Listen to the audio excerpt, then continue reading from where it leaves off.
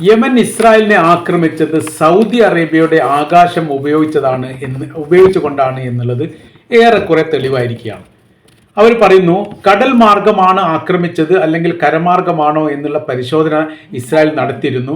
അത് കരമാർഗമാണ് എന്ന് തെളിയുകയും അതിന് സൗദി അറേബ്യയുടെയും ജോർദാൻ്റെയും ഒക്കെ സഹായം ഉണ്ടായിട്ടുണ്ട് എന്ന് ഞങ്ങൾക്ക് മനസ്സിലാകുന്നു എന്ന് വിശ്വാസയോഗ്യമായിരിക്കുന്ന ഒരു റിപ്പോർട്ട് അല്ലെങ്കിൽ പോലും പ്രാദേശിക തലത്തിൽ ഇതിനോടനുബന്ധിച്ച് ഇത്തരമൊരു ചർച്ചകൾ ഇപ്പോൾ വിപുലമായ രീതിയിൽ നടക്കുകയാണ്. സൗദി അറേബ്യ പൂർണ്ണമായ രീതിയിൽ യമനെയും ഇറാനെയും സഹായിക്കുന്നുണ്ട്, ഞങ്ങൾക്ക് അത് മനസ്സിലാകുന്നുണ്ട് മുൻപ് എങ്കിലും ഏറെക്കുറെ ഇപ്പോൾ തെളിഞ്ഞിരിക്കുന്നു എന്ന തരത്തിലുള്ള വിവരങ്ങളാണ് പുറത്തു വരുന്നത്.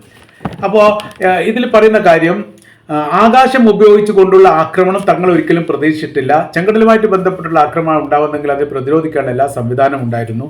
എന്നാൽ കരമാർഗം ആക്രമിച്ചാലും പ്രതിരോധ സംവിധാനങ്ങളൊക്കെ അമേരിക്കയുടേതും ഇസ്രായേലിൻ്റെതും തങ്ങൾ ഒരുക്കിയിരിക്കുന്നു എങ്കിൽ പോലും അതിനെയും തകർത്തുകൊണ്ടാണ് യമൻ്റെ ഭാഗത്തുനിന്ന് ആക്രമണം ഉണ്ടായത്.